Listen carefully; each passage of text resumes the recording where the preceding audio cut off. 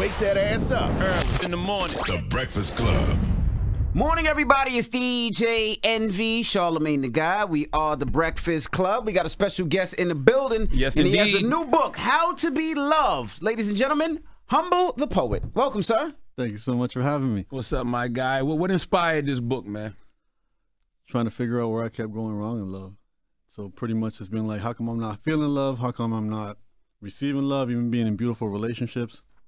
And then going down this journey and trying to figure out what to do, and started reading every love coach, every philosopher, all the religious texts, psychologists, everything, and being at the front of the class, taking as many notes as possible. And the first thing I realized is, like, I have so much love in my life. I'm not receiving it. I built up all these walls. And I thought all these walls were protecting me, but really they were just serving as a prison, keeping me out. Oh, Is you it because love you now? don't, hold on, is it because you don't love yourself? I think I didn't know how to love myself. I didn't understand, even though it's extremely simple, not easy, but simple.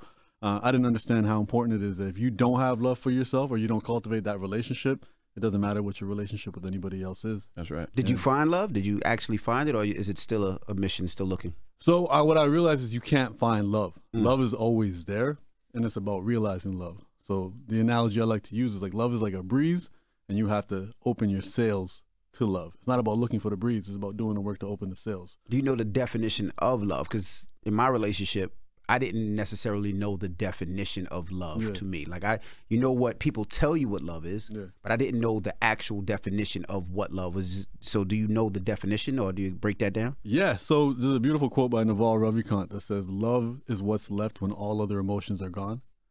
So, and I think what that is actually peace. So love isn't something that you have to find, acquire, earn, or win. Is you clean up the clutter, get rid of everything else, and then what's left is love. Let me ask you a question. One moment, Solomon. So if you love somebody, right, and you know how people say, you know, you might see a couple and the man cheats on a woman or the woman cheats on the man. Could they possibly love that person if they would cheat on him, or if they get into an altercation or is it domestic violence? Could you love that person and fight them? You know what I mean? Could you love that person and knowingly hurt them? Is that love? So the better way to frame it, and this is a Peter Crone idea, is instead of saying I love you, you say you show me where love is. Because again, the love is constant, and what you're doing is you develop a relationship with somebody and you create a pathway of love. So then the problem is what we do to mess up that pathway is we start focusing on things like control, power, attention, validation, all of these things that kind of feel like love, but they're not actually love. Because if they were actually love, love is like, I don't need anything else. All these other things is I need more and more and more and more. It's not having everything, it's not needing anything. So when we talk about stuff like this, you're talking about unhealthy relationship dynamics, and that has nothing to do with love. And what that's actually doing is closing the pathways of love between you and somebody else. Like if me and you, over the years we've chatted, we are creating a bond over time. Now, if I do something disrespectful, I'm closing that bond, I'm closing that pathway. So the better way to look at it isn't that, oh, how could you love somebody and then cheat on them? It's like, if you have love, if somebody shows you where love is, you guys have a path of love between you, what does cheating do? It's going to close that bond. It's going to create damage. It's going to get in the way. It's going to be like a big piece of rubble on the road. So does that mean you don't necessarily love them the way that you say you do, right? Because if I love something, or I'm in love with something, or not in love, but if I love something, right? Yeah.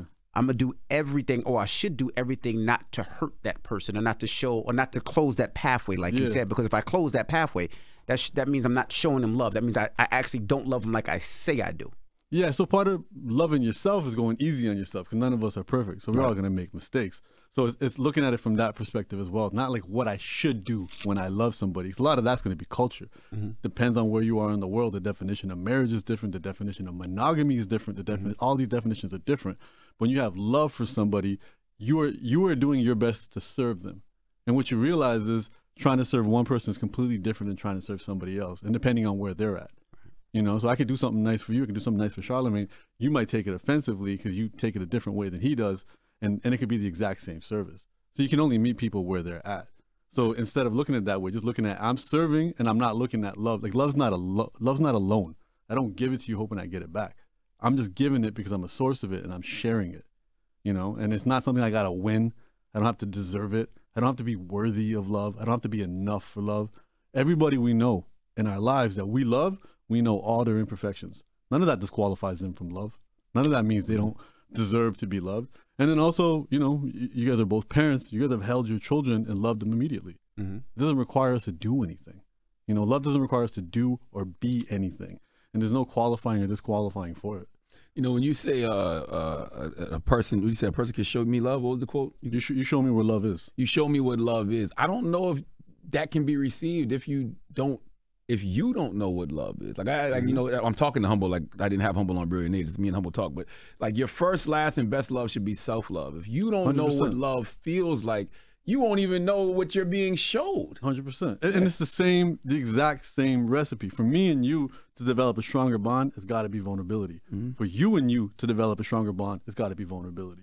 You know, for you and your wife to develop a stronger bond, it's got to be vulnerability. You guys have to go out on dates. You guys have to be shares things with you. You have to be willing to take a risk of getting hurt. And it's the same thing with yourself. Journaling, being honest with yourself, prayer, irrespective of what your religious beliefs are. When people pray, that is the time they are the most honest about what they want and the most honest about what they're grateful for. So it's not performative. When you do that, you become much more vulnerable with yourself. Dancing, that allows you to be more vulnerable with your body. All of these things matter because what you're doing is you're creating a deeper connection with yourself. Instead of looking at this on some surface level stuff where people are literally just outsourcing the antidote to their loneliness by having another person around. But the antidote to loneliness isn't having people around you, it's being connected. Everyone's felt lonely in a crowded room. Now, when do you think we get to the point where, like, you know, one of your Instagram pages, we know you would come in, you know, looked up on the book and you posted a picture of yourself with no shirt on, right? Yeah.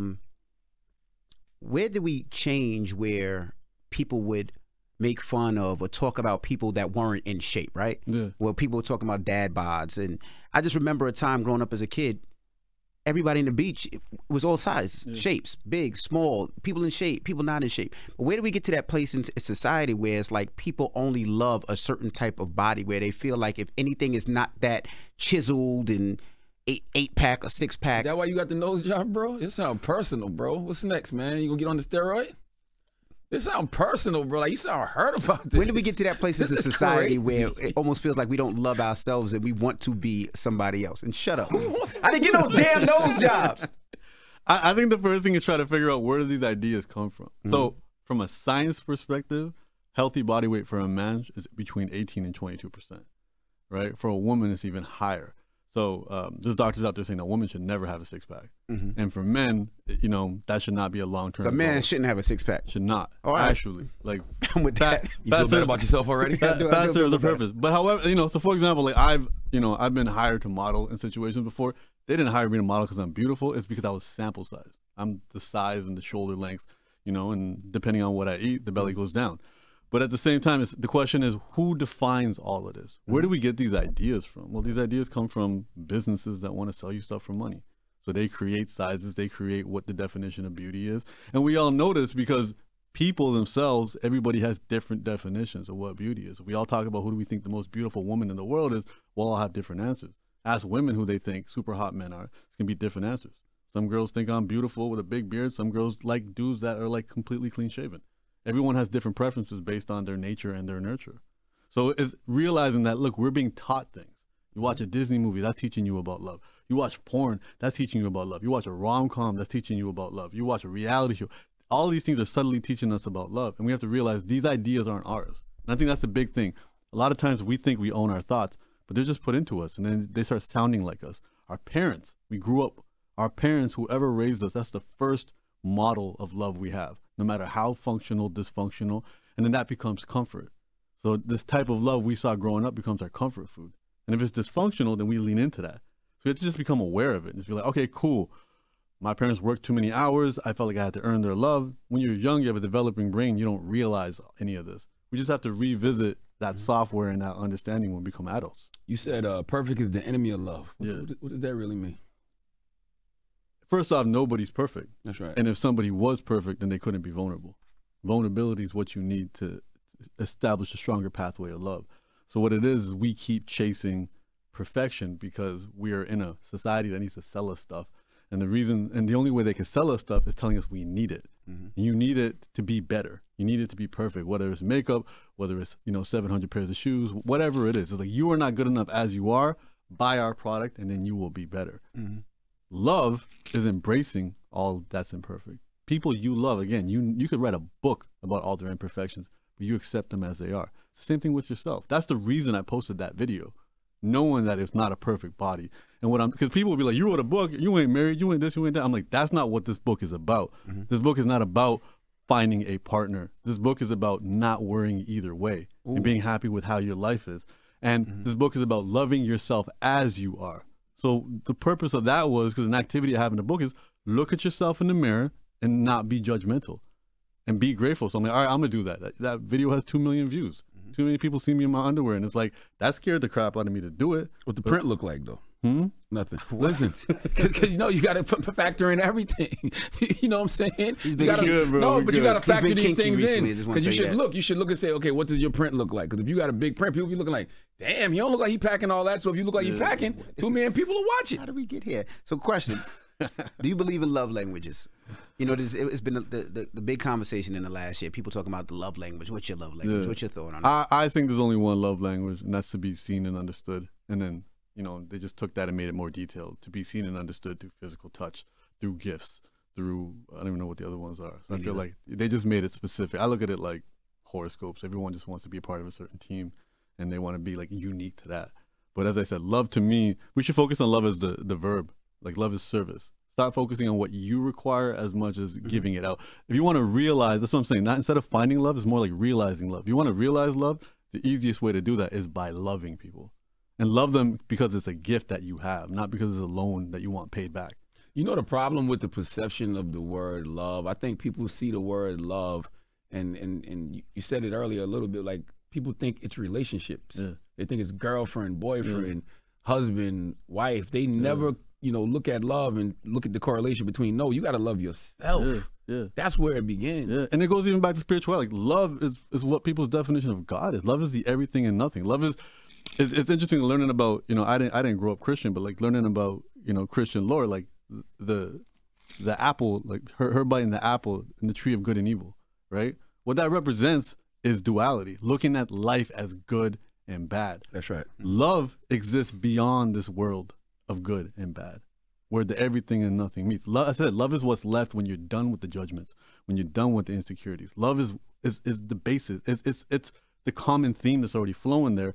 Now our judgments, our insecurities, our need for power, our fears, our need for validation, all of these addictive qualities, attention, affection, clout, success, all of these things, the need for that's just clogging up that pathway. Let that all go, clean up that clutter, and what's left will be love. Now, in one of the chapters of the book, the chapter is Love is Saying No. Yeah. Break that down. I think one of the big reasons we struggle to realize love is we care about being liked. We want everyone to like us.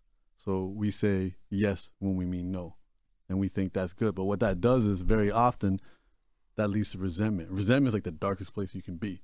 So instead of being afraid if somebody asks you to do something and you have to say no, what you're doing is you're establishing a boundary. You're letting them know, you know, how to treat you. And what that's going to do is that's prioritizing self-respect over self-esteem. Self-esteem is what everybody else thinks about you. Self-respect is what you think about yourself. The more self-respect you have, the less self-esteem you're going to chase. The more self-esteem you chase, the less self-respect you're going to have. And we live in a society designed to give people self-esteem through likes, comments, follow, all of that. None of it's real, by the way. None of it's real, but it's addictive. And here's the thing. I'm not judging anybody for finding it addictive. Like every one of us, if we had potato chips, you know, it's addictive. It's designed to be addictive. All these companies that are giving us all this validation through our screens, you know, they have billions of dollars. They have the smartest people working on it. It's designed to do this. And that's why the big thing with this book is going easy on yourself. First, let's identify what the problems are. Let's identify that, okay, maybe I had a trash upbringing and my parents didn't know how to show me love because maybe they were too busy just trying to survive. Cool. We identify the gaps. It's not about pointing fingers at them and being like, yo, you guys messed me up. It's about, as an adult, filling in those gaps yourself. I have a chapter in this saying, love is being your own nurturing parent. It's the same thing with, you know, saying you don't have certain friends that have your back. You can have your own back. We're able to do all of these things. And then realizing, okay, I'm addicted to my phone. I think that's probably one of the biggest addictions now, dopamine, that comes from our phone. Being like, okay, there's nothing wrong with me for this. I remember seeing that J. Cole interview where he talked about going 3 years without social media, coming right back and being like, it felt like I never left. You know, and I think we have to realize that this stuff is really, we are designed a certain way, and this stuff is designed to kind of pull on our strings. So the best thing you can do if you don't want to have unhealthy food is keep it out of your kitchen. You know, it's the same thing with this. Keep that stuff off your phone, you know, because that's going to make you, you know, if I post stuff and then all of a sudden I get a lot of likes on one specific picture, that's subtly telling me who I need to be versus me trying to figure out who I authentically am. Oh, that's good. You know why that's good? Because the algorithm really does do that. Like the algorithm will start showing you who you think you need to be, or who you know, like what you say when you like the pictures and they start they'll start feeding you more of what you're feeding into. Exactly, and it's subtle. It's not, you know, it's like subtle peer pressure, and you're like, oh, okay, well, I posted a picture of my book, it got this many likes. Then I posted a picture with my family, got this many likes. Oh, then I posted a picture in a bikini, and it got this many likes. And then it's like, okay, cool, more of that, you know. And everybody's addicted to attention, and the easiest way to get attention is to do some outlandish stuff. But now you have to keep that up. You know, and that's exhausting, and you're gonna suffocate behind that mask. So how do you keep from posting more pictures in your underwear? Because you got too many likes. You don't post, you don't participate. You know, it's like that line in The Wire. The only way to win the game is to not play. Are you gonna miss it? And no, I'm saying, and intention is important because that lets me know you didn't post that picture for clout. Yeah, you know what I'm saying. If you were posting it for clout, you're like, oh, I got 2 million likes. You would keep doing it over and over. Yeah, completely. Like, so, and again, it's about just having workarounds. So like for the last 2 years, I haven't been on social media, but I've had a social media presence. I had an assistant, and we would one day a week create a bunch of content, and then she would post it all up, right? And then we would auto post tweets, all of this stuff. Sometimes a friend of mine would post a tweet, and my auto tweet would like immediately come right after theirs, and it seemed like I'm subtweeting them. And I had to have that conversation, be like, no, I don't even know what's going out. Got you. And now, you know, I'm on a book run, so I'm heavy on Instagram. I'm heavy on everything. Within 2 months, I'm back off, and then it's gonna be clips of this interview. It's gonna be all that stuff. Now they said that you haven't spoke to your mother in a while because of a comment she made about an ex of yours. Is that true? Well, when I wrote it, so what happened is what happened because you love your mom, but you ain't speak to your mom. Yeah, so it's again, it's understanding. So I was in an extremely serious relationship, and then it ended. It ended over the pandemic, and my mom, you know, was crazy over her. So what would happen is I moved to LA after the pandemic. So I call in with my mom every day, and every day she would just remind me, you know, it would have been a year now that you guys would have been together. Oh my God. It would have been this. And I was like, look, Mom, like you're making me feel bad. I understand how you feel, but you're doing this. So the way that was the last chapter of the book. So what it was is I finished this book, let's say January 2022. Finished, you know, you got to go through a 9-month process editing. The day before the book was due for print, which was this September, I was like, okay, it's been 9 months. I got to write something. So I wrote that last chapter. So in that last chapter, in that September, I had spent like a month avoiding talking to my mom. How did y'all mend that? I mean, immigrant families, man, just pretend it didn't exist. And tell mom if you don't cut it out, I'm gonna cut you off. Well, it's not even about cut you off. It's just like, look, Mom, like you're not. I understand you're upset over this breakup, and it sucks, and it breaks my heart that it's breaking your heart, but I can't do nothing. And this has been a constant theme of my. I think a lot of immigrant kids in general, a lot of kids in general, it's like your dreams can't include other people's names.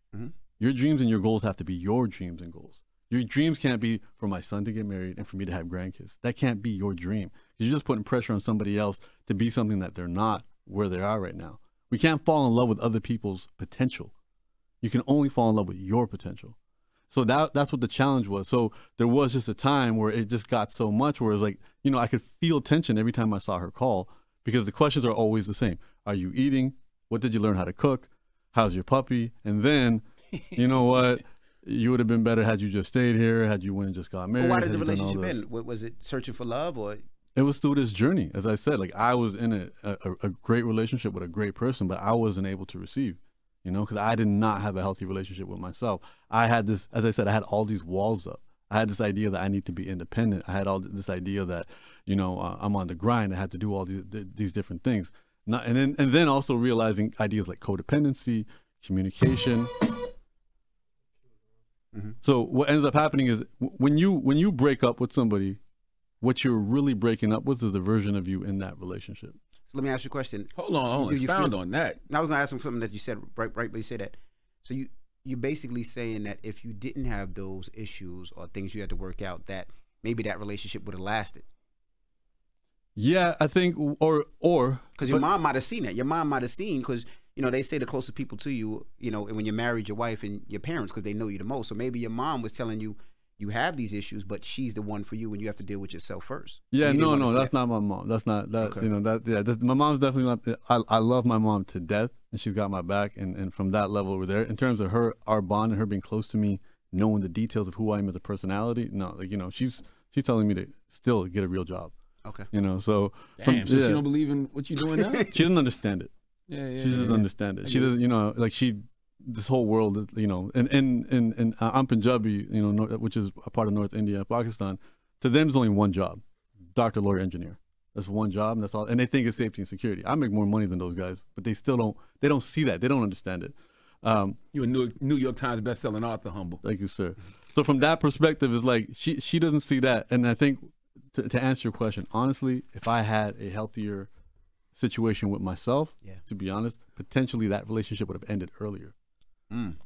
And I think that's the thing too. We gotta give people credit for. You know, we celebrate people starting relationships. We throw lavish parties for weddings, but like somebody walking away from a situation. As I said, I have nothing bad to say about my ex-partner. They're a beautiful person, but I had to figure out where I was going in my life. And at the end of the day, all I was doing was taking it.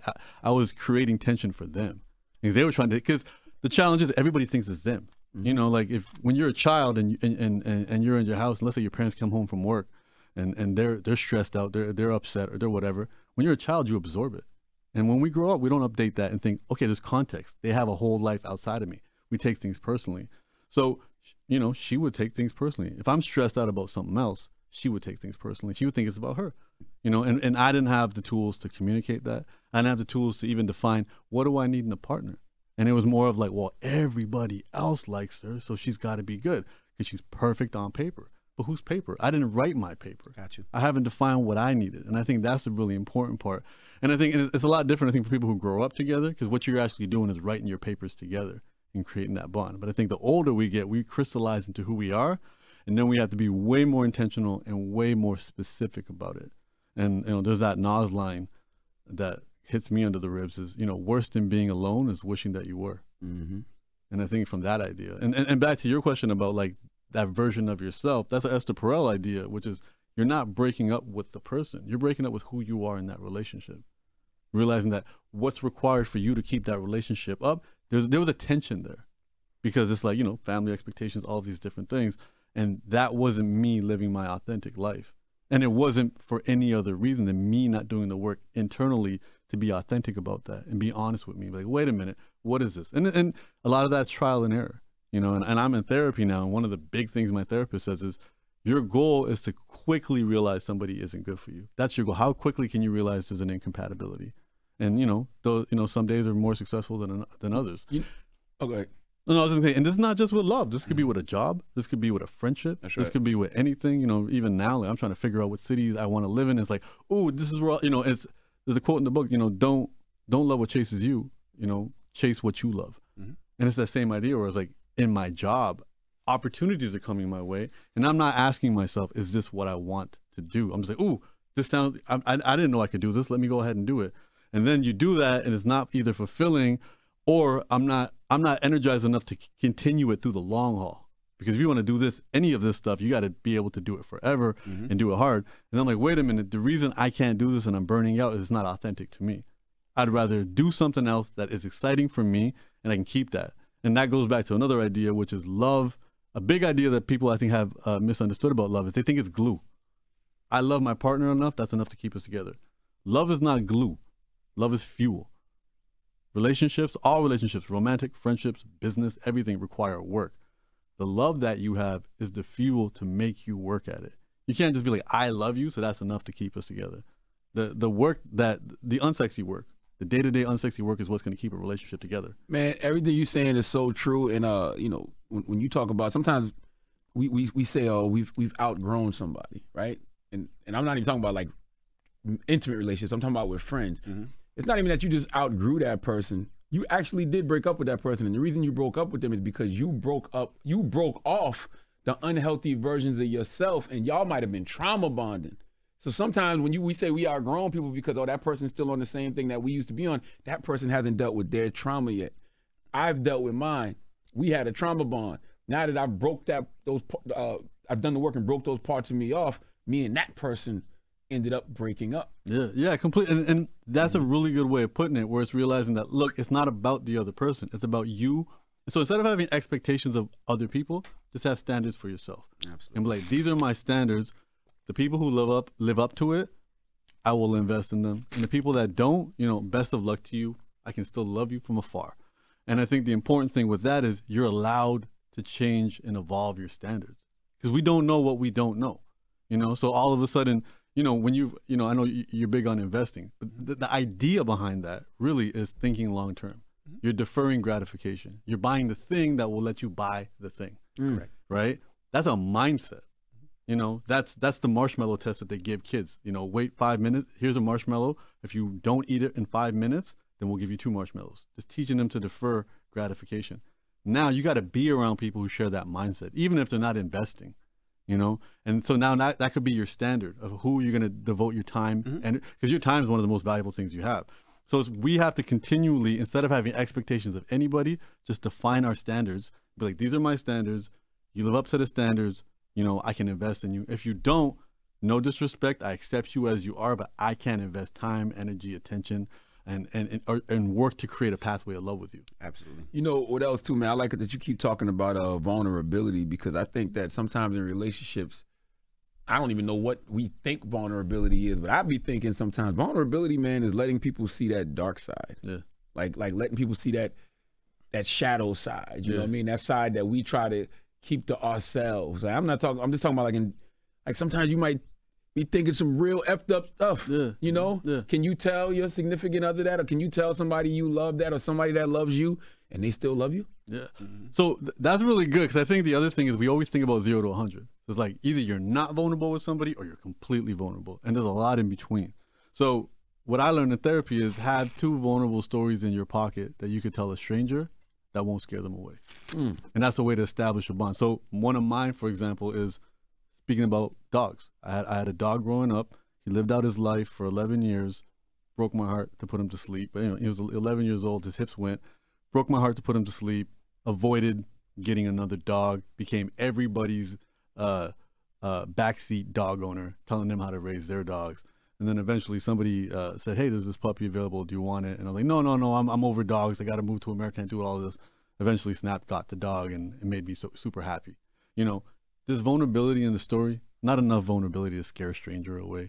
And what happens is when you're vulnerable with somebody, the reason we fear being vulnerable is we fear judgment. We fear shame. But what I've realized is when I'm vulnerable with people, it invites them to be vulnerable with me. That may allow someone to tell me a story about a loss that they had. The other one is losing my grandmother, talking about, being a little kid and sleeping in the bed with her and tracing all the veins or the wrinkles in her hands, and, just hearing her stories, not understanding what she said because she didn't have any teeth, and just this beautiful story and how much I miss her. Again, that allows someone to connect with you on a deeper level. You don't got to tell them all the shadow stuff, but you can work your way up. Gotcha. And I think that's a really important thing. Vulnerable, and again, being vulnerable with yourself. Being like, well, why did that thing that, Charlamagne said to me, why did that bother me? And write it out. And the easiest way to journal, here's a step-by-step way to journal. Pick anything, any event that made you feel anything, any energy. Write the event out, beginning, middle, end. Just write the event out. I went to the Breakfast Club, I had an interview, somebody made a joke about me and it made me feel a certain way. And if he got a nose job, his nose didn't look like that last time. I got thrown off his nose job or whatever's clever. Guy. My dad's got a CPAP, so I was reading your stuff and researching it. So yeah, that's polyps in the nose, and took all the polyps out, so I can breathe better now. So I don't care what he says about my nose job. It's not, but I'm happy for my surgery. I appreciate it. Yeah, that's dope. So step 1, just write about the event. Step 2, write about your feelings about how that situation made you feel. Just write them all out, however it made you feel. Made you feel upset, jealous, angry, happy, excited, whatever. You'll realize the majority of emotions we have are on the negative side, because that's how we learn to survive. Step 3, look at those feelings that you wrote out and write your thoughts about it. And be like, okay, I understand. Okay, the reason I felt insecure about that is because the way he said it sounded like that kid in the 7th grade.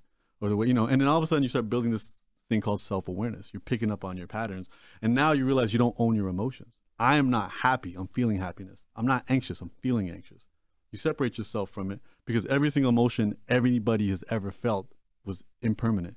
they all go away. Mm-hmm. Good ones and bad ones. Mm-hmm. So this journaling will allow you to be vulnerable with yourself and be honest with yourself, and you'll build a deeper connection with yourself. And then you'll be able to better articulate to other people, you know, how they can be around you. And you're just setting boundaries, and your boundaries are about you, not about them. You know, the last chapter in the book is called The Last Book I'll Ever Write. Yeah. Now, you've written 4 super successful books. You don't really mean that, right? So the way I try to write, so again, first I think to myself, like, what's more important than love? So what else is there to write? And as I said, I wrote that last chapter the day the book was to hit print. So it didn't even get edited. And, you know, that didn't go through the editing process. And it was like, what else is left for me to say? And I was looking at it, squeezing out, you know, my sponge to hit it. And I try to write books with that idea. So, you know, going into that, and then also with just other opportunities coming my way, it's something that I've been exploring. I think recently helping out a couple of friends in the world of anxiety has made me think about anxiety a lot. And the idea of moving to New York, I was like, oh, there's a beautiful book there. Move to New York and write about anxiety. Like, that fits. So there's a lot of ideas there, and then maybe in the form of an audiobook or something like that, just watching how the industry changes and stuff. But I wrote this book with the idea this is going to be the last book. And I also talk about it being the most expensive book, because just, you know, writing this book meant I had to let go of layers of myself. And it's cool to be vulnerable, but it does make you vulnerable, you know? And I'm way more emotional than I used to be, because I shed a lot of walls, and then that was cool for writing and creating art. But that ain't cool when you're out reaching out to people, trying to do stuff, trying to get on people's shows, do whatever, hearing no's, all of that. That made me super mindful of it. So I'm starting to realize, like, the deeper I go as an artist, like, the more that it's chipping away at me, and just finding different ways to do it. And just parts of this game that aren't as exciting as I wish they were. But I mean, I'm game to do it. And as I said, I'm thinking a lot about anxiety, and I'll do some research for the next couple of months on that. And there's something good there I want to write about it. I'm heavily inspired by Kendrick, and I feel like he speaks when there's something worth saying. I mean, there's a lot of great books on anxiety. There's one called Shook One, Anxiety Playing Tricks on Me. That's a great one. That's a great one. This guy's some guy. It looks like Morris Chestnut, but it's a good one. I thought it was Morris Chestnut. I keep hearing. Don't lie. That guy does not look nothing like Morris Chestnut. What you said about Kendrick is interesting too, because Kendrick explored a lot of conversations about love that men don't have. Yeah. And I think one of those relationships is definitely the relationship between a father and a son, because that is the first man that you love and the first man that is supposed to love you. But if you grew up in a certain era, like me, 44 years old, my dad grew up in a time in the 1900s when they definitely didn't know how to love themselves. They definitely didn't have the tools in any way, shape, or form. So they instilled that in us. And then we're kind of like the first generation that has the luxury of healing. Yeah. And so now we looking at them like, well, goddamn, why'd you instill that in me? So, but you still, it's like a, I don't know if you want to call it toxic, because toxic ain't the word, but it's like a dysfunctional thing. Because I love you, but you kind of F me up. And that goes back to this idea of going easy on yourself. When you go easy on yourself, you go easy on other people. And it's like, you knew what you knew.